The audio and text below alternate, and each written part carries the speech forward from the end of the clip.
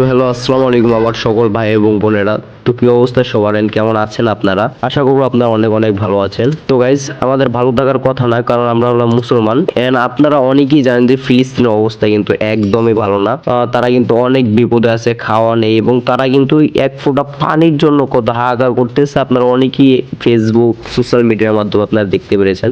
আমরা তাদের জন্য দোয়া করব, আল্লাহ যেন তাদেরকে যেন হেফাজত করেন এবং তাদেরকে যেন আল্লাহ নিখায়াত রাজ করেন। আর অলরেডি যারা শহীদ হয়ে গিয়েছেন আল্লাহর রাস্তায়, আল্লাহ যেন তাদেরকে যেন জান্নাতবাসী করে। তো আমরা সকলেই এই দোয়াই করব।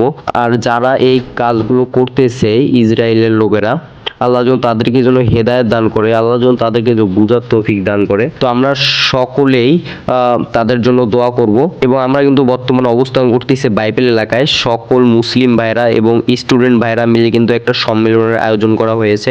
আমি আপনাদেরকে আবারও একটা রিকোয়েস্ট করতেছি, এভরিওয়ান, আমার ভাই এবং বোনেরা, আপনারা সকলেই ফিলিস্তিনি ভাইদের জন্য অবশ্যই অনেক অনেক দোয়া করবেন। কারণ তারা কিন্তু ভাই অনেক বিপদে আছে।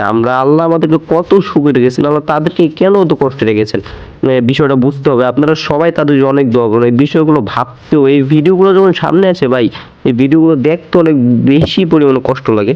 আপনার বিষয়টা একটু বোঝার চেষ্টা করে আপনার তাদের জন্য দোয়া করেন। এবং যারা এই কাজগুলো করতেছে, আল্লাহ তাদের উপর অবশ্যই গজব ফলাবে, আল্লাহ তাদেরকে হেদায়েত দান করুক। আমরা সেই দোয়াই করবো। বর্তমানে আমরা সকলে বাইবেলে অবস্থান করতেছি। তো আপনারা ফুল ভিডিওটা দেখতে থাকেন। যারা ফেসবুক পেজ থেকে দেখছেন, অবশ্যই পেজটাকে ফলো করে যাবেন। ধন্যবাদ।